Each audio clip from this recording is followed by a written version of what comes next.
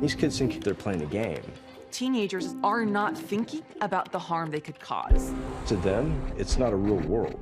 It's something that makes you feel powerful. It's an entry point for budding hackers. Crime groups are giving those kids everything they need to be successful within their organization while the parents have no idea what's going on. My son started hacking at the age of 8, and that's when he ordered a gun.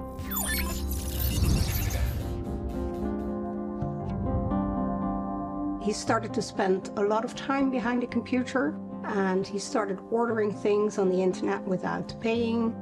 First like pizzas, but then also bigger things. And later on, he ordered a gun that was actually delivered to our home. It was quite difficult for me to understand what was going on. I mentor kids who have been identified as potential cyber criminals. A lot of the kids that I've dealt with come from the same backgrounds. Those kids run a huge risk of falling into that trap of being groomed and becoming cyber criminals. Because a lot of the tools kids have learned how to use through gaming. Online gaming and hacking, they are linked in some really intrinsic ways. I want to try to figure out if you can generate some kind of advantage or identify some kind of vulnerability in the system that will increase the coins or the currency that you have. There's motivation between generating some kind of advantage in the game and being able to hack.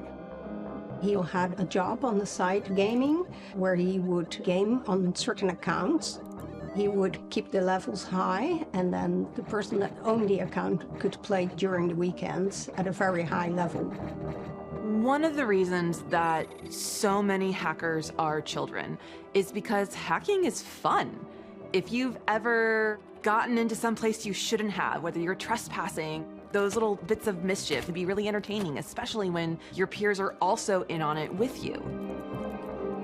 Online, there are several challenges to use your IT skills amongst certain internet forums. I think he spent a month trying to figure out how to order the gun and to get it delivered to our home. Poland to Bulgaria, and then you can make sure it passes through the customs without being checked.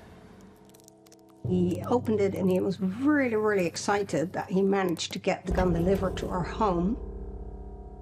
I was completely shocked. I immediately decided to do things differently at home. Organized crime, just by watching them in the games, they're able to identify these kids who have that capability, that knowledge. The first thing is gain trust. Find things about them that they enjoy. So once you gain that information and gain that trust, then you move on to, well, can you do this? Have you seen this? Those children that usually are into the technology and the gaming are usually not the in crowd in school. Once they find somebody that's groomable, then they bring them into their fold, make them one of them, and make them feel important. Once they get that trust, they open up that line of communication. Then the goal is to isolate that person from anything that would deter them from being groomed. He started to wake up at night, to sit behind a computer, and he was really, really stressed. And that's when we found out that he was working with a group of international hackers.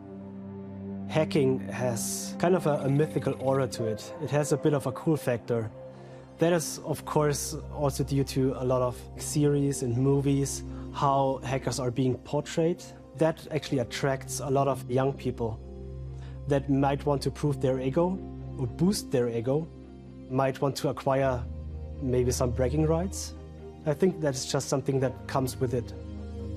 The need for social acceptance becomes really, really strong. And so if that community is up to hacking, going in places they really shouldn't, and transgressing beyond normal teenage mischief, a lot of teens will go along. It seemed that he was hiding quite a lot of the information, and he was even using a code word. So each time I would enter the room, you would say, "Hey, Pitt is joining us." In the end, I figured out that that's a code word they use when Parrot is in the room, so they change the screens. Cybercrime groups know the law. They know the law. It's a lot of work for organized crime group to groom kids, but it's safe for them because they can have the child commit the crime and they walk away with clean hands. One of the things that children are asked to do by criminals is to use IP address or perhaps use a bank account. Money laundering via children. It could be hidden buying and selling items within games. And for children, it's often not really visible what the crime is. A lot of young hackers are hitting really big targets. They're hitting government targets, they're hitting banks. A lot of times it's because they're being prompted to do so by other people in their social network, people who are typically older, and using these kids as a way to get their own goals met without having to put their skin on the line, so to speak.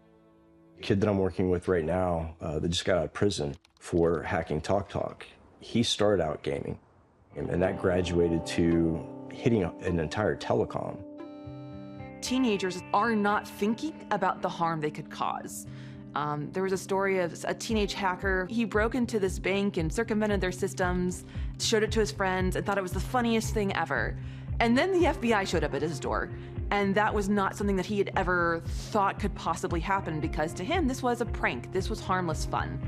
It's so easy these days because a lot of kids have laptops, mobile phones, and basically you can do a hack with a few clicks. It's quite a big issue to prevent young people from hacking. They often don't know what's legal and what's illegal.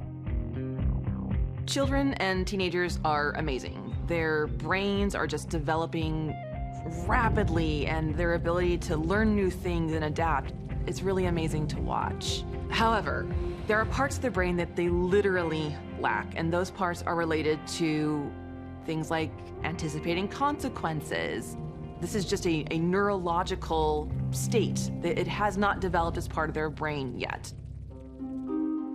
I spoke to the police, but they all said, well, it's not really possible for a child to do anything like that. So you may be perhaps exaggerating the story. So I trained myself into cybersecurity, and I now like to use some of the knowledge and the experience to help others. There's a lot that we can do as an industry and as a civilization to protect kids. Giving the kids a second chance and taking that knowledge and that experience and trying to put it to good use. I think opportunity really opens the doors to reformation. Not only will it help us protect the internet and protect our future, but it also gives that kid a future. When I talk to parents or do workshops, most people are quite grateful to get some insight and to get some suggestions. I think the more you know about hacking and online behavior, the easier it is to set limits.